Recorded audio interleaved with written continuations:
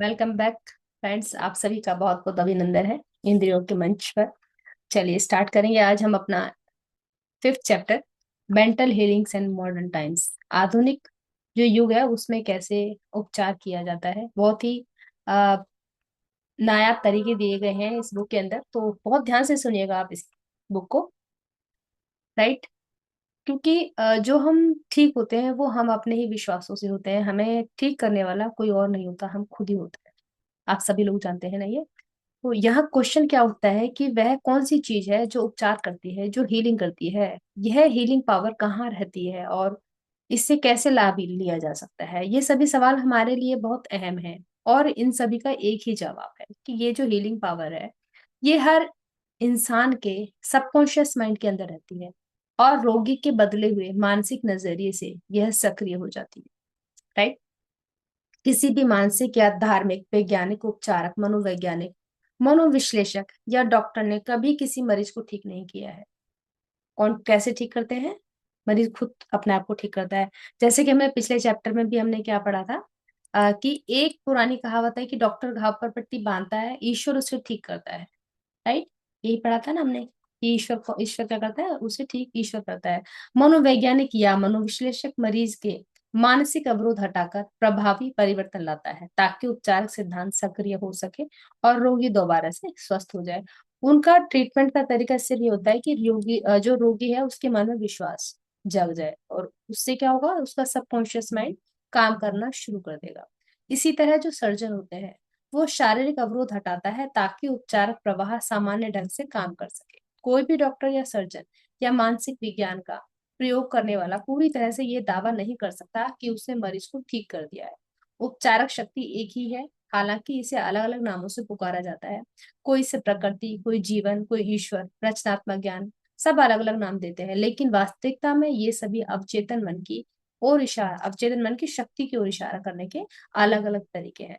जैसे doctor operation करके आता है तो क्या बोलता है कि अब जो है सब भगवान के ऊपर है। ऑपरेशन सक्सेसफुल बोल देते हैं वो।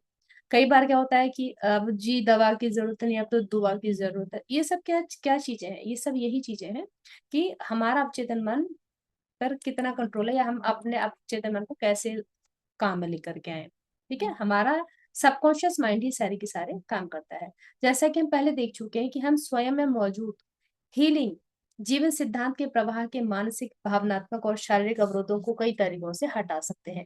आपके अवचेतन मन में रहने वाला यह उपचारक सिद्धांत आपको सभी मानसिक तथा शारीरिक रोगों से मुक्त कर सकता है और करेगा, बशर्ते आप या कोई दूसरा व्यक्ति इसे सही दिशा दे। जरूरत किस चीज की है? सही डायरेक्शन की।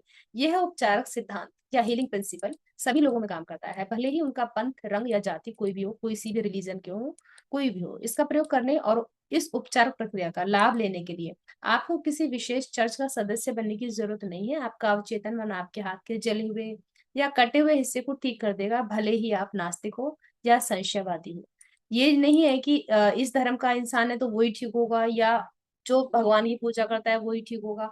आपका सबकॉन्शियस माइंड, जिस भी इंसान के सबकॉन्शियस माइंड के अंदर सही से हील करने की ताकत है, अपने ऊपर विश्वास है, अपने आप को ठीक करने की ताकत है, वो अपने आप हील हो जाते हैं और वो जो भी रोग होता है वो अपने आप को हील कर लेता है।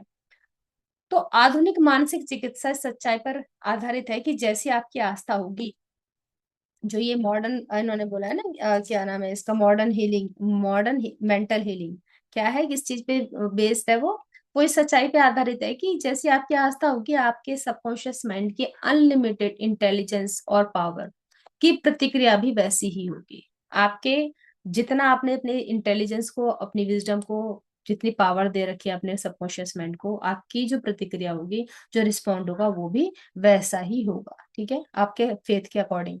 मानसिक विज्ञान का प्रयोग करने वाले या पादरी बाइबल के आदेश का पालन करते हैं, यानी वे अपने कमरे में जाकर, अब यहाँ बात आती है, जो वो लोग हील करते हैं वो क्या करते हैं, आप बहुत ध्यान से सुनिएगा। वो लोग अपने कमरे में जाकर दरवाजा बंद कर लेते हैं, जिसका मतलब है कि वे अपने मस्तिष्क को स्थिर कर लेते हैं, शिथिल कर लेते हैं और असीमित उपचारक शक्ति के बारे में सोचने लगते हैं। अपने भीतर मौजूद वे अपने मस्तिष्क का द्वार सभी बाहरी व्यवधानों तथा वस्तुओं के लिए बंद कर लेते हैं। फिर वे अपना आग्रह या इच्छा अपने अवचेतन मन को इस विश्वास के साथ बताते हैं कि उनके मस्तिष्क का ज्ञान उन्हें सही जवाब देगा। दैट मीन्स उन्होंने क्या किया, एक अपने सब तरफ से बाहर से अपने आप को बंद कर दिया, कोई उनको थॉट नहीं आनी है, कुछ नहीं आना है। अब इनफाइनाइट हीलिंग उनके अंदर जो प्रेजेंट है उसको वो बुलाते हैं, उसको सबकॉन्शियस माइंड को पूछते हैं कि भाई इसका जवाब दे। जब आप बाहर के सब विचारों को छोड़ देते हैं, अपने दिमाग को एकदम शांत कर लेते हैं, और जो भी क्वेश्चन आप बोलते हैं ना भगवान से हम पूछ रहे हैं, वो भगवान हमारे अंदर ही होते हैं। हम कहाँ कोई इंसान आके थोड़ा ना आपको बता रहा होता है। तो वो कहाँ, अगर आप अपने सबकॉन्शियस माइंड से जवाब पूछेंगे तो वो जो एक शक्ति है वो आपको अपना आप जवाब दे देगी। ठीक है। तो जानने की सबसे अद्भुत बात यह है कि इच्छित परिणाम की कल्पना करें और इसकी वास्तविकता को महसूस करें। मतलब जो हमें चाहिए, इच्छित परिणाम जो हमें चाहिए और वो है, ठीक है, उसे हमने इमेजिन किया और उसकी कल्पना की कि वो है। असीमित जीवन सिद्धांत आपके चेतन चुनाव और आपके चेतन आग्रह पर प्रतिक्रिया करेगा। मतलब कि कॉन्शियस और सबकॉन्शियस दोनों मिलकर के ये क्या करेंगे, आपके लिए काम करेंगे। राइट। तो यही इस वाक्य का अर्थ है कि विश्वास रखें कि आपको मिल गया है और आपको मिल जाएगा। मतलब कि believe you have received and you shall receive. समझ आया? बहुत ही इजी है। अब यहाँ सारी बात है आपकी फेथ की। प्रार्थना चिकित्सा का प्रयोग करते समय आधुनिक मानसिक वैज्ञानिक यही काम करते हैं। उनको उनको दृढ़ विश्वास होता है अपने ऊपर। उपचार की एक प्रक्रिया, वन प्रोसेस ऑफ हीलिंग। अब यहाँ क्वेश्चन जो इन्होंने बोला वो मतलब पूछा है कि एक प्रक्रिया कौन सी है। तो दुनिया की हर चीज में सिर्फ एक ही शाश्वत उपचार सिद्धांत काम कर रहा है, चाहे वह बिल्ली है, कुत्ता है, पेड़ है, घास, हवा, धरती, कुछ भी हो, क्योंकि हर चीज सजीव है। यह जीवन सिद्धांत प्राणी, वनस्पति और खनिज साम्राज्य में सहज बोध और विकास के नियम के अनुरूप काम करता है। क्योंकि मनुष्य इस जीवन सिद्धांत के बारे में कॉन्शियस रूप से जागरूक होता है, इसलिए हम खुद को अनगिनत तरीकों से लाभ पहुंचाने के लिए इसका सचेतन प्रयोग करते हैं। ठीक है, सबकॉन्शियस रूप से हम इसका प्रयोग करते हैं। इस शाश्वत सिद्धांत का प्रयोग करने के बहुत अलग अलग तरीके हैं, टेक्निक्स हैं, विधियां हैं, लेकिन उपचार की सिर्फ एक ही प्रक्रिया है और वह है आपका फेथ, आपकी आस्था। क्योंकि आपकी आस्था के अनुसार ही आपको परिणाम मिलेगा। एक ही जगह पर बहुत सारे लोग जाते हैं, लेकिन किस कहते हैं ना, भरती सबकी झोली भरते हैं, सबका ऐसे होता है, लेकिन वहां भी क्वांटिटी और सब चीजों का, एक ही दर पे जाके कोई बहुत करोड़पति बन जाता है, किसी की किस्मत के दरवाजे ऐसे खुल जाते हैं कि पता नहीं क्या हो गया, दूसरा वहां जाता ही रहता है। तो फर्क कहाँ है? फर्क होता है आपकी फेथ पर, आपकी आस्था पर, कि आपकी आस्था कैसी है। राइट।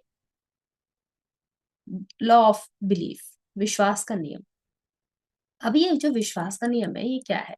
दुनिया के सभी धर्म विश्वास के रूप हैं और ये विश्वास कई तरीकों से स्पष्ट किए जाते हैं। जीवन का नियम है विश्वास। अपने जीवन और ब्रह्मांड के बारे में आपके विश्वास क्या है? क्या विश्वास करते हैं आप? आपको जैसा आपको विश्वास होगा आपको वैसा ही मिल जाएगा। राइट। जैसा आपको विश्वास होगा वैसा ही आपको मिलेगा। एक है ना कि प्रभु मूरत देखी तिन तैसी, जिसकी रही भावना जैसी, प्रभु मूरत देखी तिन तैसी। तो भावना के साथ में क्या मिल रहा है यहाँ पे? आपका फेथ। जो मेरे मन में है मुझे वही सामने नजर आ रहा है, जो मेरा विश्वास है वही मुझे मिल रहा है। That's it. विश्वास आपके मस्तिष्क का एक विचार है। अब जो हम बोलते हैं ना विश्वास, बिलीफ बिलीफ बिलीफ, क्या है बिलीफ? बिलीफ आपका थॉट है, जिस कारण सबकॉन्शियस की जो शक्ति है वो आदतन सोच के अनुसार जीवन के सभी क्षेत्रों में उतरती है। आप जो भी थॉट दे रहे हो सबकॉन्शियसली क्या होगा, वो जितने भी आपके फील्ड्स हैं, हर एक फील्ड के अंदर वो उसका आपको वो दिख जाएगा कि इसका ये इसकी सोच ऐसी है, हर एक तरफ से नजर आ जाएगा वो। Belief is a thought in your mind that causes the power of your subconscious to be distributed in all phases of your life according to your thinking habits. किसका? Thinking habits. आपको एहसास करना चाहिए कि जब कोई भी पवित्र पुस्तक या हमारे कोई भी धर्म ग्रंथ आस्था का जिक्र करते हैं तो यह किसी अनुष्ठान, समारोह, रूप, संस्था या फार्मूले में विश्वास के बारे में नहीं बोल रही होती है। यह तो स्वयं विश्वास के बारे में बोल रही है। आपके मस्तिष्क का विश्वास आपके मस्तिष्क का विचार है। यानी कि जो आप बिलीव करते हो, जो आपके थॉट हैं उनके बारे में वो बात कर रही है। आपका बिलीव क्या है? आपका आपका थॉट। अगर आप विश्वास कर सके तो उसके लिए हर चीज संभव है जो विश्वास करता है, right. The belief of your mind is simply the thought of your mind. ठीक है। किसी भी ऐसी चीज में विश्वास करना मूर्खता है जो चोट या नुकसान पहुंचाए। याद रखें, जिस चीज में आप विश्वास करते हैं और वो आपको नुकसान पहुंचा रही है या चोट पहुंचाती है, तो यह तो आपके मस्तिष्क का विश्वास या विचार है जो परिणाम उत्पन्न करता है। आपके सभी अनुभव, सभी कार्य तथा जीवन की सभी घटनाएं, वे परिस्थितियां आपके ही विचार की प्रतिक्रिया और प्रतिबिंब है। बहुत बार ऐसा होता है ना, हम कोई भी अपना गलत बिलीफ बना लेते हैं कि अरे मैं ऐसे करता हूँ तो ऐसे हो जाता है, इस टाइम पर मेरा ये वाला काम खराब हो जाता है। तो चोट पहुंचाना या अपना नुकसान कर लेना, ये क्या है, हमने अपने अंदर बिलीफ बना के रखे हुए होते हैं, राइट। तो इससे क्या होता है, जैसे जो आपने एक बिलीव बना लिया कि होता है ये, लेकिन ज्यादातर आपका बिलीफ ऐसे होता है कि जैसे कहीं डस्ट है बहुत ज्यादा, कभी कभार आपको बाई चांस आपको छींक आ गया, अब आपके माइंड के अंदर आपने अगर ये बिलीव बना लिया कि जहां भी डस्ट होती है वहीं पे मुझे छींक आती है, आप जहां भी जाओगे ना वहीं आपको एलर्जी होनी शुरू हो जाएगी। ये क्योंकि हमने क्या क्या बिलीव बना लिया। उसी धूल के अंदर हर एक इंसान को जुकाम क्यों नहीं होता है, हर एक इंसान को छींक क्यों नहीं आती है? इसलिए कि उनका बिलीफ सिस्टम इतना स्ट्रांग है, वो कहता है मुझे तो कोई फर्क ही नहीं पड़ता इन बातों से। आप देखिए जो बच्चे होते हैं, पुअर जो होते हैं, वो खेलते रहते हैं, वहीं आप किसी अमीर के बच्चे को या कोई ऐसा बच्चा जो बहुत ही पैम्पर्ड हो, वहां उसको भी तो सारे इन्फेक्शन लेकर के आ जाएगा। अब आप कहेंगे इतने छोटे बच्चे के अंदर कैसे बिलीफ आ गया? छोटे बच्चे के अंदर बिलीफ जो आता है ना, वो उसके पेरेंट्स, वो जिस सराउंडिंग में रह रहा होता है बच्चा, वहां के लोगों के क्या बिलीफ है। क्योंकि बिलीफ क्या है, हम सब क्या है, हम सब वननेस के अंदर रहते हैं। वननेस, सबका दिमाग एक जैसा रहता है, उसमें क्या होता है, कहाँ कौन कौन कैसी कैसी वाइब्रेशंस को अडॉप्ट कर रहा है। छोटा बच्चे का अपना बिलीफ नहीं है, लेकिन उसके पास्ट कर्मास के बिलीफ होते हैं। वो पेरेंट्स जिनके पास वो रह रहा है, जिन लोगों के पास वो रह रहा है, उन बिलीफ्स को वो एब्जॉर्ब करता है। इसीलिए बोलते हैं ना कि नेगेटिव और पॉजिटिव वाइब्रेशंस क्या है, ये वही वाइब्रेशंस होती है जो आप अपने, जो माँ बाप डरेंगे बहुत ज्यादा, उनका बच्चा भी जल्दी बीमार होता है, क्योंकि वो वाइब्रेशंस वैसी ले रहा है। स्ट्रेस्ड में होते हैं पेरेंट्स तो बच्चा भी तब भी बीमार होता है। तो ये सब क्या है, उनका बच्चा उनके बिलीफ एब्सॉर्ब करता है, राइट। नेक्स्ट हम टॉपिक हमारा है प्रार्थना चिकित्सा चेतन और अवचेतन मन का संयुक्त कार्य है, जिसे वैज्ञानिक तरीके से निर्देशित किया जाता है, राइट। ये बहुत खूबसूरत टॉपिक है। प्रेयर थेरेपी बोलते हैं इसको। Prayer therapy is the combined function of the conscious and subconscious mind, scientifically directed. हमने क्या इसमें लगा दिया, साइंटिफिकली डायरेक्टेड, किससे, इसे वैज्ञानिक तरीके से निर्देशित किया जाता है। बहुत ध्यान से सुनने वाला टॉपिक है, बहुत ही खूबसूरत है ये। प्रार्थना चिकित्सा मस्तिष्क के चेतन और अवचेतन स्तरों का क्रमबद्ध, सामंजस्यपूर्ण और बुद्धिमत्तापूर्ण कार्य है, जिसे किसी निश्चित उद्देश्य के लिए विशेष रूप से निर्देशित किया जाता है। वैज्ञानिक प्रार्थना या प्रार्थना चिकित्सा के लिए आपको पता होना चाहिए कि आप क्या कर रहे हैं और क्यों कर रहे हैं, राइट। ये है साइंटिफिक प्रेयर, कि मुझे मालूम है कि मैं क्या चाह रही हूँ, पहले से ही हमें ये मालूम है कि हमको मालूम है कि हम क्या कर रहे हैं, आपको मालूम होना चाहिए और क्यों कर रहे हैं। आपका वाय क्लियर होना चाहिए यहाँ पर। In scientific prayer or prayer therapy, you must know what you are doing or and why are you doing it. You trust the law of healing. Prayer therapy is sometimes referred to as mental treatment. Another term is the scientific prayer. ठीक है। आप उपचार के नियम में विश्वास करते हैं, हीलिंग प्रिंसिपल पे आप विश्वास करते हैं। प्रार्थना चिकित्सा को कई बार मानसिक उपचार या वैज्ञानिक प्रार्थना भी कहा जाता है। प्रार्थना चिकित्सा में आप किसी निश्चित विचार, मानसिक तस्वीर या योजना को चुनते हैं जिसे आप अनुभव करना चाहते हैं। आप इस विचार या मानसिक छवि को अपने अवचेतन तक पहुंचा देते हैं और काल्पनिक अवस्था का वास्तविक अनुभव करते हैं। जब आप अपने मानसिक नजरिए में पूर्ण आस्था रखेंगे तो आपको अपनी प्रार्थना का जवाब मिल जाएगा। प्रार्थना चिकित्सा किसी विशिष्ट उद्देश्य के लिए मानसिक कर्म है।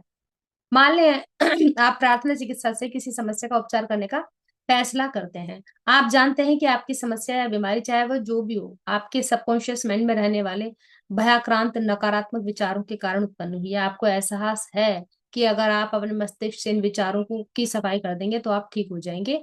तो इसलिए आप अपने अवचेतन मन की उपचार शक्ति की ओर मुड़ते हैं। आप खुद को इसकी असीमित शक्ति और बुद्धिमत्ता याद दिलाते हैं।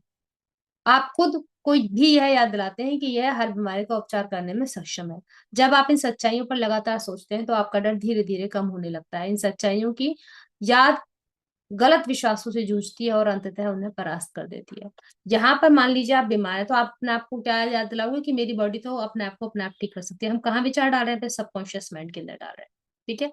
और कोई भी अगर नेगेटिव विचार आ रहा है मेरे माइंड के अंदर कि नहीं नहीं अब तो मुझे अभी ये भी हो सकता है। कई बार होता है ना, ऑपरेशन के लिए जा रहे होते हैं तो गलत विचार आने शुरू हो जाते हैं कि अरे वो गलत इंजेक्शन ना लग जाए, कुछ ऐसे वैसे ना हो जाए। तो यहाँ क्या नेगेटिविटी जो है ना उसको दूर करनी है। उससे जब आप दूर कर देते हो तो आप बहुत जल्दी से हील होना शुरू हो जाते हो। आप उस उपचार के लिए धन्यवाद देते हैं जो आप जानते हैं कि आवश्यक होगा। फिर आप अपने मस्तिष्क को उस समस्या से तब तक दूर रखते हैं जब तक कि कुछ समय बाद आपके मन में दोबारा प्रार्थना करने की इच्छा प्रबलता से महसूस नहीं होती है। प्रार्थना करते समय आप नकारात्मक स्थितियों को जरा सी भी शक्ति नहीं देते या पल भर के लिए भी नहीं सोचते कि उपचार नहीं होगा। होता है ना, हम जब भगवान की पूजा करते हैं तो हम क्या टोटल सकारात्मक है, ईश्वर ऐसा हो जाएगा, वो कर दो, ये कर दो, सारा का सारा हम क्या उस टाइम बोलते हैं, हमारी पॉजिटिव अफर्मेशंस होती हैं। तो इस तरह से क्या होता है कि हमारा कॉन्शियस माइंड और सबकॉन्शियस माइंड दोनों का जो है हारमोनी बनी रहती है, सामंजस्यपूर्ण मेल बनता है जो उपचार शक्ति को सक्रिय कर देता है। और यही हमारा हम इसी तरह से हम ठीक हो जाते हैं। ये साइंटिफिक प्रेयर होती है, हम कॉन्शियसली सोच रहे हैं और सबकॉन्शियसली उसको अपने दिमाग के अंदर रख रहे हैं। ठीक है। आस्था उपचार का क्या मतलब है और अंधी आस्था किस तरह काम करती है, ये भी बहुत खूबसूरत टॉपिक है कि फेथ हीलिंग क्या है, व्हाट इट मीन्स और इसका मतलब क्या है, and how blind faith works. इसमें देखिए बहुत ही खूबसूरत है। जिसे लोग आस्था उपचार के नाम से जानते हैं वह दरअसल आस्था नहीं है। इसका मतलब चेतन और अवचेतन मन के आपसी संबंधों का ज्ञान है। आस्था उपचारक वह व्यक्ति होता है जो उपचार में शामिल शक्तियों की वैज्ञानिक समझ के बिना उपचार करता है। मतलब उसको साइंटिफिकली नहीं पता है कि क्या है। ठीक है। जो उपचार में शामिल शक्तियों की वैज्ञानिक समझ के बिना उपचार करता है, हो सकता है कि वह उपचार की विशेष क्षमता का दावा करे और उसमें या उसकी शक्तियों में रोगी की अंधी आस्था उसे ठीक कर दे। जैसे ये जाते हैं ना, कोई ओझा के पास चले जाते हैं, कोई कहीं चले जाते हैं, फिर बोलते हैं हम तो वहां से ठीक हो गए। वो उन लोगों का ब्लाइंड फेथ होता है। तो अगर वो वहां से कहीं से ठीक हो रहे हैं तो इसमें भी कोई बुराई नहीं है। ठीक है। दुनिया के कई हिस्सों में पारंपरिक उपचारक अपने रोगियों को नृत्य, मंत्रों और आत्माओं को बुलाकर ठीक करते हैं। हो सकता है कोई व्यक्ति किसी संत के स्मृति चिन्ह छूकर, खास गंडा बनाकर, अगरबत्ती या धूप जलाकर या विशेष जड़ियों के काढ़े को पीकर स्वस्थ हो गया हो। बहुत बार बोलते हैं काला धागा बांध लो या ये बांध लो, ये पहन लो, उससे ठीक हो जाओगे, और होते हैं लोग बाग ऐसे ठीक। जो भी चीज रोगी को उस तरीके या प्रक्रिया में सच्चा विश्वास दिलाएगी वह उपचार को अधिक संभव बना देगी, उससे वो जल्दी ठीक हो जाएगा। जो भी चीज आपको डर और चिंता से हटाकर आस्था और आशा की ओर लेके जाएगी आपका इलाज कर देगी। कई लोग दावा करते हैं कि चूंकि उनके सिद्धांत परिणाम देते हैं इसलिए वे सही और सच है। जैसा हम पहले देख चुके हैं यह सच नहीं होता है। तो ये चीज है, अगर इनका साइंटिफिक उसमें कुछ किया जाए तो उसमें कुछ नहीं निकलेगा। लेकिन क्या है, लोगों की अंधी आस्था है उसके ऊपर, लोगों का ब्लाइंड फेथ है। राइट। तो ये चीजें हैं, उनसे क्या होता है वो लोग ठीक हो जाते हैं। एक बार का किस्सा है कि 1776 की बात है ये। इसमें उन्होंने डॉक्टर ने मरीजों के शरीर से चुंबक छूकर इलाज करने का दावा किया था। लेकिन उसका साइंटिफिकली वो करा गया तो उसमें कुछ भी नहीं था। मतलब ऐसा कुछ नहीं था कि हाँ ये इससे सही हो रहे हैं। लेकिन क्या था, वो जो चुंबक थी, वो लोग जो ठीक हो रहे थे वो उन लोगों के आस्था से ठीक हो रहे थे। ठीक है। तो बात यही है कि आपकी आस्था कितनी है। सबसे बड़ी बात ये थी कि हमारा फेथ कितना है। यही है ब्लाइंड फेथ, और इस ब्लाइंड फेथ से लोग आप ठीक हो जा रहे थे। राइट। कल्पनावादी आस्था और उसका अर्थ। कल्पनावादी कल्पनावादी क्या होती है कि अपने आप में कल्पना करके, subjective faith and what it means. कल्पनावादी आस्था किसी व्यक्ति का कल्पनावादी अवचेतन मन उसके चेतन या यथार्थवादी मन के नियंत्रण के अधीन रहता है। ये हमने पहले पढ़ा था ना। कल्पनावादी क्या होता है, सब्जेक्टिव माइंड होता है हमारा, सबकॉन्शियस माइंड। और हमारा जो यथार्थवादी मन है वो होता है हमारा कॉन्शियस माइंड। तो हमारा सबकॉन्शियस माइंड किसके अधीन है, कॉन्शियस माइंड के। यह दूसरों के सुझावों के प्रति भी अति संवेदनशील होता है। मीन्स जो हमें दूसरे लोग सजेस्ट कर रहे हैं, राइट, उसके लिए भी ये बहुत ज्यादा सेंसिटिव है।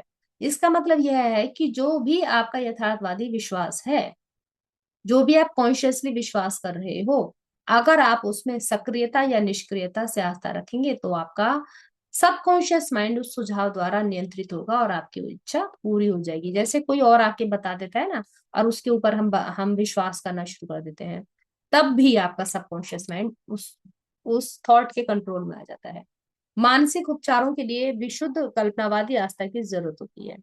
इसे हासिल करने के लिए का तरीका यथार्थवादी या चेतन मन के सक्रिय विरोध का अंत करना है। राइट।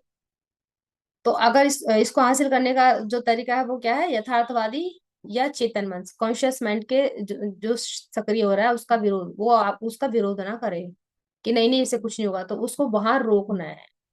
कई बार हमें विश्वास नहीं होता, अरे ये तो बकवास कर रहा है, अरे ये तो झूठ है, कुछ भी नहीं है। तो वहां अगर आपको ठीक होना है तो वहां क्या करना पड़ेगा? उसके इस विरोध को रोक देना है। जाहिर है शरीर के प्रभावी उपचार के लिए सबसे अच्छा तो यही रहेगा कि कॉन्शियस और सबकॉन्शियस दोनों ही मन आस्था को पूरी तरह स्वीकार करने की अवस्था में। बहरहाल ये हमेशा जरूरी नहीं होता। आप अपने मन और शरीर को शिथिल करके उन्नीदी अवस्था में पहुंच जाए, मतलब ड्राउजी स्टेट में, राइट, स्लीप स्टेट में, और निष्क्रियता तथा ग्रहणशीलता की स्थिति में दाखिल हो जाए। इस उन्नीदी अवस्था में आपकी निष्क्रियता कल्पनावादी छाप के प्रति ग्रहणशील बन जाती है। ये हमारा जो होता है, कई बार हम जैसे मान लीजिए लेट गए है ना, और आपने आंखें बंद कर ली और इस तरह से आंखें बंद करके एक सबकॉन्शियस स्टेट आने लगती है कि उस टाइम आप जागे हुए भी नहीं होते पूरी तरह से, और आप पूरी तरह से सोए हुए भी नहीं होते। That is the drowsy state. या हम मेडिटेशन करते हैं तो हम जब ट्रांस में चले जाते हैं, दैट स्टेट इज दिस। तो तब क्या होता है? तब आप कोई भी चीज जो भी हम उस टाइम बोल रहे होते हैं वो ग्रहणशील अवस्था होती है। तब आप जो भी चाहते हैं उस टाइम आप अपने सबकॉन्शियस माइंड को कमांड दे सकते हैं। एक व्यक्ति ने मुझसे एक बार पूछा, ऐसा कैसे हो गया कि उस पादरी ने मुझे ठीक कर दिया। ठीक है, जब उसने मुझे बताया कि रूह जैसी कोई चीज नहीं होती और इसका कोई अस्तित्व ही नहीं होता, तो मैंने उसके एक भी शब्द पर यकीन नहीं किया। मुझे लगा कि वह मेरी बुद्धि का अपमान कर रहा है, लेकिन इसके बावजूद मैं ठीक हो गया। ऐसे कैसे हो सकता है? एक क्वेश्चन किसी का आया था ये। तो इसमें ऑथर बता रहे हैं कि जैसा मैंने इस व्यक्ति को बताया, इसका स्पष्टीकरण आसान है। वह पादरी के शांतिदायक शब्दों से शांत हो गया। फिर पादरी ने उसे कुछ समय के लिए पूर्णतः निष्क्रिय अवस्था में जाने, कुछ न बोलने या सोचने की सलाह दी। पादरी भी निष्क्रिय बन गए। उन्होंने आधे घंटे तक शांति से धीरे धीरे तथा दृढ़ता से लगातार कहा कि इस व्यक्ति को संपूर्ण स्वास्थ्य, शांति, सद्भाव और पूर्णता मिल जाए। आधे घंटे के बाद उस व्यक्ति को असीम राहत महसूस हुई और वह दोबारा स्वस्थ हो गया। उन्होंने क्या किया? उनके सबकॉन्शियस माइंड पर छाप छोड़नी शुरू कर दी। यह देखना आसान है कि उपचार के समय निष्क्रियता के कारण उसकी कल्पनावादी आस्था प्रकट हो गई थी, और पादरी द्वारा दिए गए संपूर्ण स्वास्थ्य के सुझाव उसके अवचेतन मन तक पहुंच गए थे। दोनों कल्पनावादी मन तालमेल में थे। अब यहाँ क्या हुआ? उसका जो कॉन्शियस माइंड है जो सवाल कर रहा था वो शांत हो गया। जब वो शांत हो गया तो पादरी ने क्या किया? अपने जो थॉट थे, पॉजिटिव थॉट्स, उसके सबकॉन्शियस माइंड में डाल दिए और वो क्या, हील हो। अगर इस व्यक्ति ने उपचारक की शक्ति और उसके सिद्धांत के सही होने के बारे में अपनी आशंकाओं को उस व्यक्त उभरने दिया होता, तो यह विरोधी आत्म सुझाव के रूप में काम करता। फिर क्या होता? वो उसका अपोज कर रहा होता और फिर वो ठीक नहीं हो पाता। उस स्थिति में पादरी के सुझाव बहुत कम असर दिखाते या बिल्कुल असफल हो जाते। इसीलिए जैसे मेडिटेशन या हम कुछ भी करते हैं तो हम क्या बोलते हैं कि सिर्फ जो बोल रहा है उसके ऊपर आपको ध्यान देना है, अपना मस्तिष्क नहीं लगाना है, ज्यादा सुनने की जरूरत नहीं है। जब भी आपको चाहे वहां उस टाइम सुनाई दे रहा होता, नहीं सुनाई दे रहा होता, जब आप डीप उसमें चले जाते हैं तो आपका सबकॉन्शियस माइंड सब कुछ सुन रहा होता है। बहरहाल उन्नीदी निष्क्रिय अवस्था में चेतन मन का विरोध न्यूनतम हो गया था। ड्राउजी स्टेट आ गई तो क्या हुआ? जो कॉन्शियस माइंड है वो कम से कम विरोध करता है। रोगी का अवचेतन मन पादरी के सुझावों के प्रति ग्रहणशील था। इसने उन सुझावों के अनुरूप कार्य किया और उपचार हो गया। राइट, इस तरह से उपचार होते हैं। अनुपस्थित उपचार का अर्थ, the meaning of absent treatment. बहुत ही खूबसूरत ये एग्जाम्पल है। ये ऐसे होता है कि मान लीजिए आपका कोई सगा संबंधी या आप जिससे आप बहुत प्यार करते हैं, तो वो आपसे दूर है और वो बीमार है, आप वहां जा भी नहीं सकते। राइट, बहुत ज्यादा डिस्टेंस पर है, मान लीजिए किसी और कॉन्टिनेंट में, और आपको वहां जाना है, आप वहां पहुंच नहीं सकते। फिर आप उनको कैसे ठीक करेंगे? राइट, क्वेश्चन आता है यहाँ पे। तो इसमें एक उन्होंने एग्जाम्पल दिया कि एक थी कोई लेडी, तो उनकी माँ बीमार हो गई, वो वहां नहीं जा सकती थी, लॉस एंजलिस में थी वो, तो वहां दिक्कत थी जाने में। तो उन्होंने क्या किया? अपनी आस्था की शक्ति का प्रयोग किया। कैसे किया? ऐसा नहीं है कि वहीं जाकर के उन्हें ठीक करना है। भले ही आप शारीरिक रूप से मौजूद ना हो, लेकिन आपकी प्रार्थनाएं उन तक अवश्य पहुंच सकती हैं। परम पिता सबके भीतर रहते हैं, राइट। जिसे हम कहते हैं ना दुआएं, तो ये दुआएं वो काम करती हैं। रचनात्मक मस्तिष्क एक ही है, जो क्रिएटिव माइंड है, सबके अंदर एक ही माइंड है। मस्तिष्क का रचनात्मक नियम आपको लाभ पहुंचाता है। Creative law of mind. आपको तो बस अपने मन में स्वास्थ्य और सामंजस्य का आंतरिक एहसास भरना है। इसकी प्रतिक्रिया स्वतः होती है। आपके अवचेतन मन का यह आंतरिक एहसास आपकी माँ के अवचेतन मन पर काम करता है। क्या करना है, जिनको भी प्रॉब्लम है उनके बारे में अच्छा अच्छा सब कुछ सोचना है कि भाई वो ठीक हो रही है, ऐसे हो रही है। पॉजिटिव अफर्मेशन उनको सोच करके देनी है, तो आपका जो सबकॉन्शियस है उनके सबकॉन्शियस से कनेक्ट हो जाएगा, और जो जो भी आप उनको विचार दे रहे हैं वो उनके सबकॉन्शियस में अपना आप जाना शुरू हो जाएगा, राइट। एक बार किसी दिशा में सक्रिय होने पर अवचेतन मन का काम नींद के दौरान भी चलता रहता है। इसलिए यह बहुत जरूरी है कि आप सोने से पहले अवचेतन मन को कोई लाभकारी सा काम सौंप दें। जब भी आप रात को सोते हैं तो कोई भी नेगेटिव बातें ना सोचें। हमेशा क्या सोच के सोना है, पॉजिटिव बात ही सोचनी है। जितना आप पॉजिटिव बात सोचोगे उतना आपकी बॉडी के लिए अच्छा रहेगा, राइट। मैं प्रबलता से सुझाव देता हूँ कि आप अपनी बीमारियों के बारे में बोलना बंद करें या उनका नाम ना लें, खास तौर पर सोने से ठीक पहले के घंटे में। उन्हें जिस एकमात्र स्रोत से जीवन मिलता है वह है आपका ध्यान और डर। आपको जो भी डिजीज है, अगर आप उसके ऊपर फोकस करेंगे, कंसंट्रेट करेंगे, तो वो बीमारी और बढ़ती चली जाएगी। तो क्या करना है, उसके ऊपर फोकस नहीं करना है, ठीक है। ऊपर जिस मनोवैज्ञानिक का जिक्र किया गया है उसकी तरह मानसिक सर्जन बने, फिर आपकी मुश्किलें भी उसी तरह दूर हो जाएंगी जिस तरह निर्जीव शाखाएं किसी पेड़ से टूट कर गिर जाती हैं। इसके विपरीत यदि आप लगातार अपने दर्द और लक्षणों को रट रट लगाए रहेंगे, उनके बारे में बार बार बात करते रहेंगे, तो आप उनकी शक्ति को बढ़ा देंगे। आप उस गतिशील कर्म को रोकते हैं जो आपके अवचेतन मन की उपचारक शक्ति और ऊर्जा को सक्रिय करता है। यही नहीं, आपके ही मस्तिष्क के नियम द्वारा ये कल्पनाएं आकार लेने लगती हैं। वही चीज हो गई जिसका मुझे बड़ा डर था। अपने मस्तिष्क में जीवन की महान सच्चाइयां भरें और प्रेम की रोशनी की ओर बढ़ें, राइट। तो हमें नेगेटिव जो विचार हैं उनको नहीं बोलना है, राइट। आज के लिए इतना ही। नेक्स्ट में मिलेंगे हम अपने चैप्टर 6 के साथ, practical techniques in mental healings. तब तक के लिए धन्यवाद। Thank you so much.